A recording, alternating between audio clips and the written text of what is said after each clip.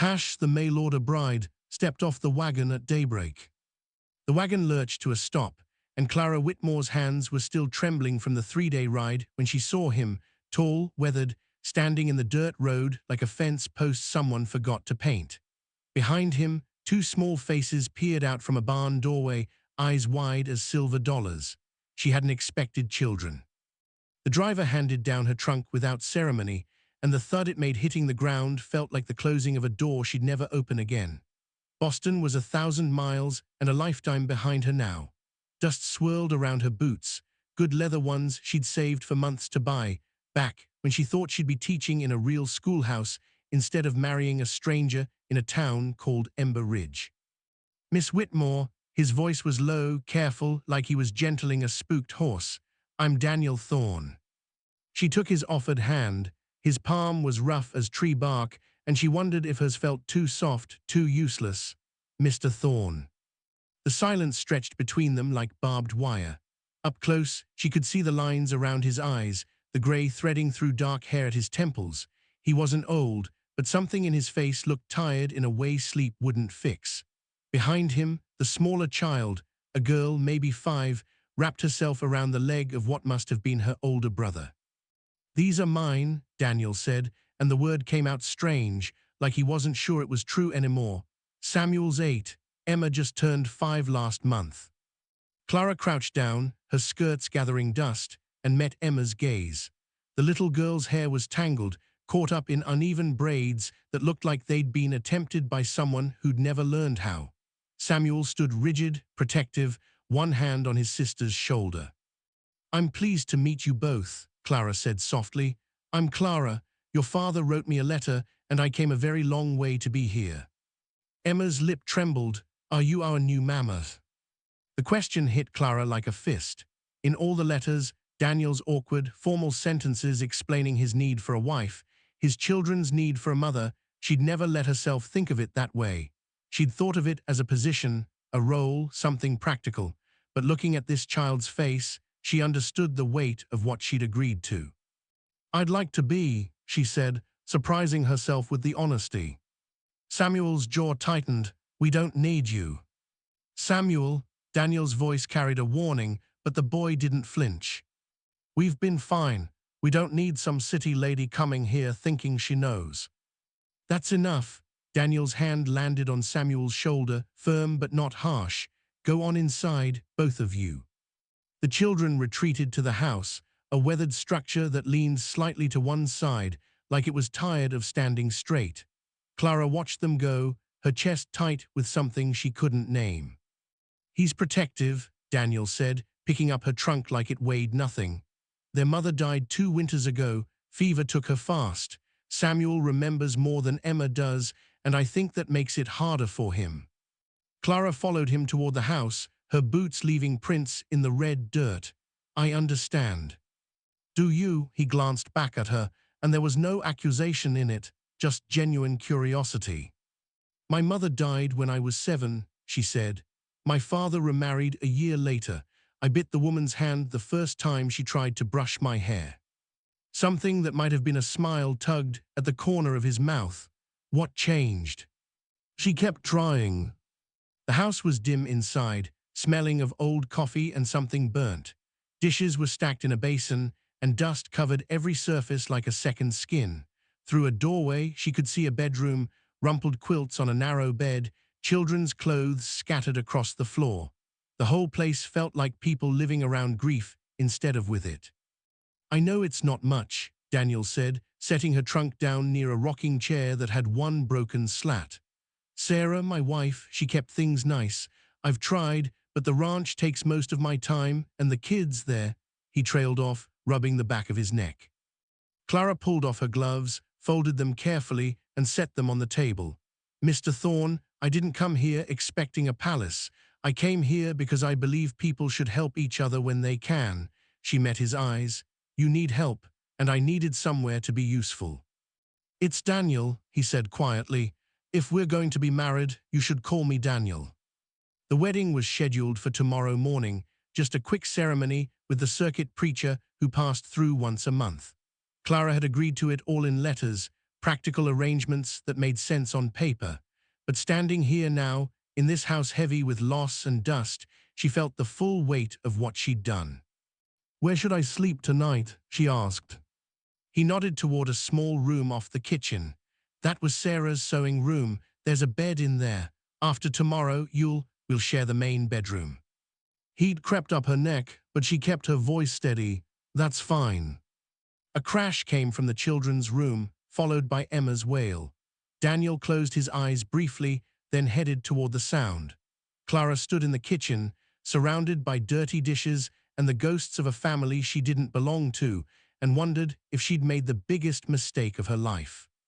But she'd come this far, and Clara Whitmore had never been one to turn back. She found an apron hanging on a nail, tied it around her waist, and started heating water for dishes.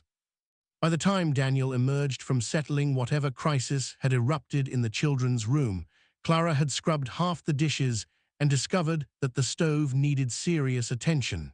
He stopped in the doorway, staring. "You don't have to."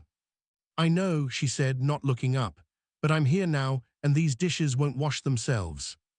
He grabbed a rag and started drying without another word.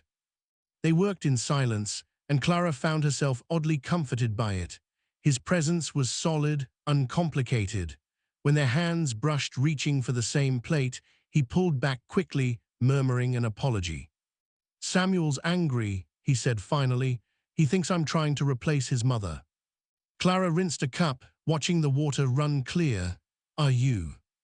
"No," the word was firm. "Sarah was, she was everything, but she's gone, and I've got a ranch to run and 2 children who need more than burnt beans and mended shirts with crooked stitches. I can't do it alone anymore. I tried." His voice cracked slightly. "I tried for 2 years." She looked at him then, really looked at him, saw the exhaustion carved into his face, the way his shoulders carried weight that wasn't just physical. "I'm not her," Clara said gently. "I won't try to be." "I know," he set down the plate he'd been drying. "That's why I picked your letter. You didn't make promises about love or family. You were honest, said you needed a fresh start, and you were willing to work for it." Clara thought about what she'd left behind, the boarding house where she'd taken meals alone, the teaching position she'd lost when the school hired the superintendent's nephew instead, the growing certainty that she was becoming invisible. "I meant every word." "Then we'll make this work," Daniel said, "somehow." The next morning, she woke to find Emma standing beside her bed, clutching a cloth doll with button eyes.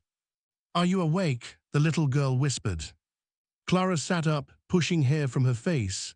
"I am now."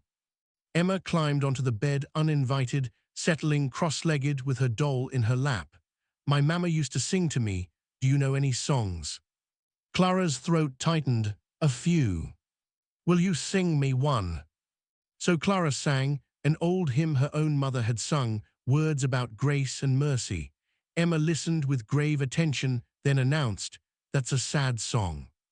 "Maybe a little," Clara admitted.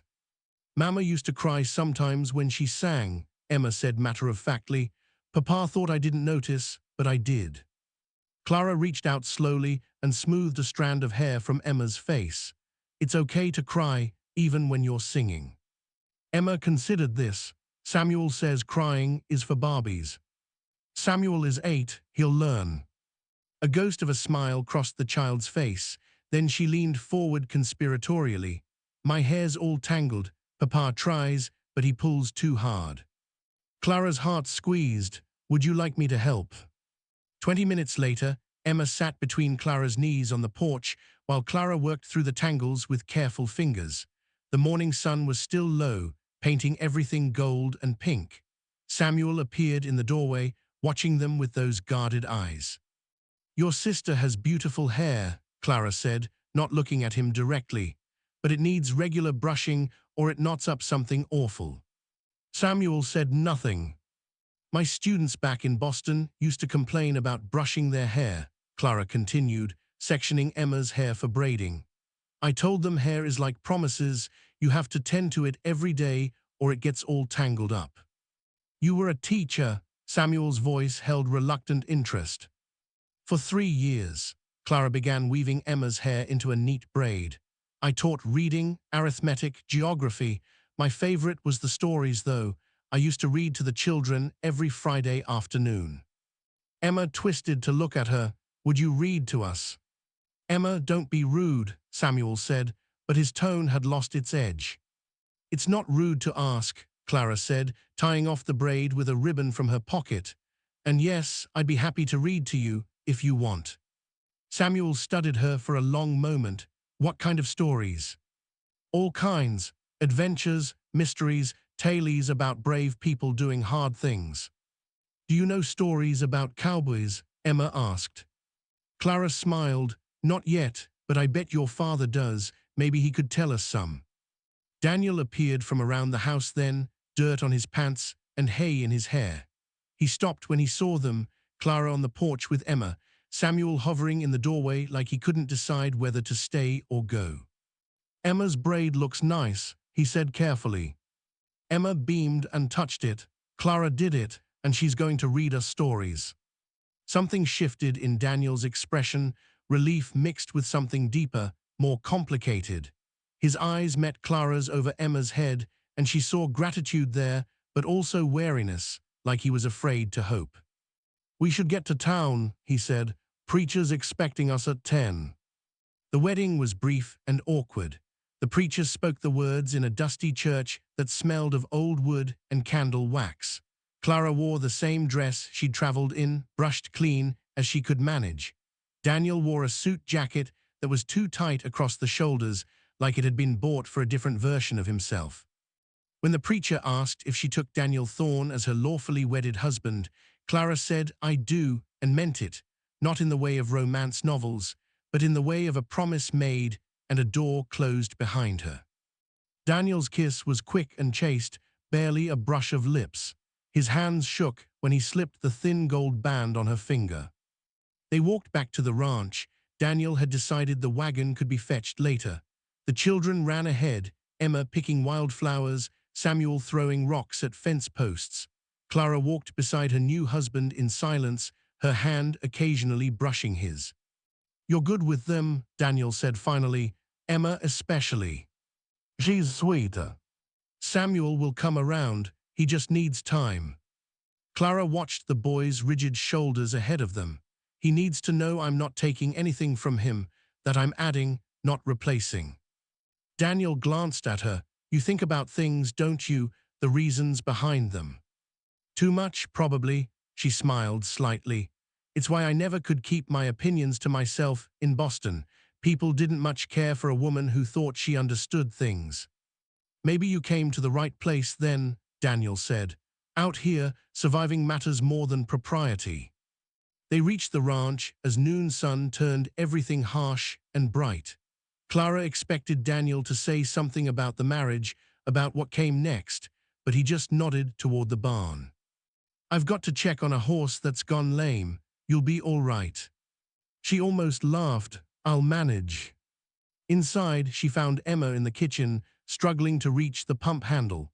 The child's face was red with effort and frustration. Here, Clara said, stepping in to help. The water gushed out, and Emma held a tin cup under it. I wanted to surprise Papa, Emma said. He always has water ready when he comes in from the barn, but there wasn't any in the pitcher. Something in Clara's chest cracked open. That's very thoughtful. They filled the pitcher together, and then Emma looked up at her with those enormous eyes. Are you really going to stay? Yes, Clara said simply. I'm really going to stay. Promise. Clara crouched down so they were eye level. I promise, even when things are hard, even when your brother is angry at me, I'm not going anywhere. Emma threw her arms around Clara's neck so suddenly they nearly both fell over. The child smelled like sun and dust and something sweet, maybe the wildflowers stuffed in her pockets. Clara held her carefully, like something precious and breakable. I missed having a mama, Emma whispered. Clara's eyes burned. I missed having a little girl. When Samuel came in a few minutes later, he found them making biscuits together, Emma's small hands covered in flour, Clara showing her how to fold the dough. He stood in the doorway, silent and watchful. Your sister says you like honey on your biscuits, Clara said without looking at him. Is that true? Sometimes, Samuel admitted grudgingly. I found some in the cupboard. It's crystallized, but I can warm it up if you'd like. He shifted his weight. You don't have to do that. I know I don't have to. Clara met his eyes then. I want to, there's a difference. Samuel's jaw worked like he was chewing on words he couldn't spit out. Finally, he said, My mama used to warm the honey too. She'd put the jar in hot water. That's exactly what I was planning to do, Clara said gently. For the first time, something in Samuel's face softened. Not acceptance, not yet, but maybe the beginning of it. By the time Daniel came in from the barn, the kitchen smelled like fresh biscuits and coffee. The table was set with mismatched plates Clara had found in the cupboard. Emma was chattering about the shapes she'd made with extra dough while Samuel sat quietly, a biscuit already half-eaten on his plate. Daniel stood in the doorway, and Clara saw the look on his face, surprise, yes, but also something like pain. This probably looked like a memory, like a ghost of his old life. I hope biscuits are all right, Clara said. I found what I could. It's more than all right. His voice was rough. It's been a long time since this kitchen felt like. He didn't finish, but he didn't have to. They ate together, and Clara asked the children questions, what they liked to do, what games they played, whether they had friends in town. Emma answered everything enthusiastically. Samuel offered brief, guarded responses. Daniel mostly stayed quiet, watching. After the meal, Emma asked again about stories, and Clara found herself sitting in the rocking chair with both children on the floor in front of her. She told them about Boston, about ships in the harbor and buildings so tall you had to crane your neck to see the top. She told them about the students she'd taught, about the little boy who brought his pet frog to class and the girl who could recite poetry from memory. Samuel asked questions, careful ones at first, then more freely. Emma leaned against Clara's leg, her eyes heavy. Daniel stood by the window, listening. When Clara glanced at him, she caught an expression on his face that made her breath catch, longing mixed with sorrow, like he was watching something he'd thought he'd lost forever. That evening, after the children were in bed, Daniel and Clara sat on the porch in the cooling dark. Crickets sang in the grass, and somewhere a coyote called. Thank you, Daniel said finally, for today, for all of it. I didn't do anything special. You did, he turned to look at her. You saw what they needed and you gave it to them. Emma hasn't smiled like that since, in a long time, and Samuel, he's stubborn, but he's watching you, testing. You'll win him over. Maybe, Clara said, if I don't push. They sat in silence for a while. Then Daniel said, I know this isn't what you probably imagined for yourself. Marriage, I mean, not the romantic sort of thing. Clara thought about all the years she'd spent invisible, unnoticed, thought about the loneliness that had become such a constant companion she'd stopped recognizing it. I think there are different kinds of romance, she said slowly. The kind in books, yes, but also the kind that's quieter, the kind built from small things done with care. Daniel reached over and took her hand. His palm was warm, calloused, solid. I'm glad you came, Clara. So am I, she said, and was surprised to find she meant it completely. Inside, Emma called out, a wordless sound, frightened. They both stood, but Clara moved first. She found Emma tangled in her sheets, her face wet with tears. SHH, sweetheart, it's all right. Clara sat on the edge of the narrow bed, smoothing Emma's hair. I had a bad dream, Emma sobbed. About Mama, I couldn't remember her face. Clara's heart broke. That happens sometimes. Our memories get fuzzy, but that doesn't mean your Mama wasn't real or that she didn't love you. I don't want to forget. You won't forget the important things, Clara promised. You'll remember how she made you feel, safe and loved. Those feelings don't go away. Emma grabbed Clara's hand. Will you stay until I fall asleep? Of course. Daniel appeared in the doorway, but Clara waved him away gently. He nodded and retreated. Clara sat with Emma, singing softly until the little girl's breathing evened out. When she finally stood to leave, Samuel's voice came from the darkness of the other bed. Miss Clara. Yes, Samuel. Thank you for staying with her. Clara's throat tightened. Anytime she needs me, I'll stay. There was a pause, then so quietly she almost missed it. Anytime I need you too. Yes, Clara whispered. Anytime you need me too. She found Daniel waiting in the kitchen, a single lantern burning low. He looked up when she entered. Emma, all right. She will be. Clara sat down across from him. She's scared of forgetting her mother. Daniel's hands curled around his coffee cup. I'm scared of that too. Scared they'll forget Sarah. Scared I will. Scared of. He trailed off, shaking his head. Scared of moving forward, Clara finished gently. Yes. She reached across the table, covering his hand with hers. Daniel, I'm not here to erase your wife. I'm here to help you all keep living. There's a difference. His eyes met hers, really met them for the first time. She saw grief there, yes, but also something like hope struggling to surface. Sarah would have liked you, he said. She was practical too, and kind. She would have wanted someone like you for them. Tell me about her, Clara said. I'd like to know. So he did, talked about how Sarah had laughed, how she'd sung off-key, how she'd been fierce about protecting the children. Talked about the way she'd made this house feel warm even in the hardest winters. And Clara listened, giving him space for his memories, understanding that she could make room for what came before. When the lantern finally guttered low, Daniel walked Clara to the small room where she'd slept the night before. I know we're married, he said awkwardly, but I thought maybe we could take our time with the rest of it, no rush. Clara felt gratitude wash through her. I'd like that. He nodded, relief evident. Good night, Clara. Good night, Daniel. She lay in the narrow bed, listening to the house settle around her. Heard Daniel's footsteps in the next room, heard the creak of bed springs as he lay down. Heard, faintly, one of the children stirring. She'd been here less than a day, but already this place was working its way under her skin. The smell of dust and hay, the sound of the wind through the eaves, the weight of these people's needs pressing against her heart. She'd come west looking for a purpose, a place to be useful. What she'd found was something that might, with time and care, become a family. And for a woman who'd spent too many years invisible, that was everything. Outside, the coyotes called to each other under a sky full of stars, and Clara Whitmore Thorne closed her eyes and let herself hope.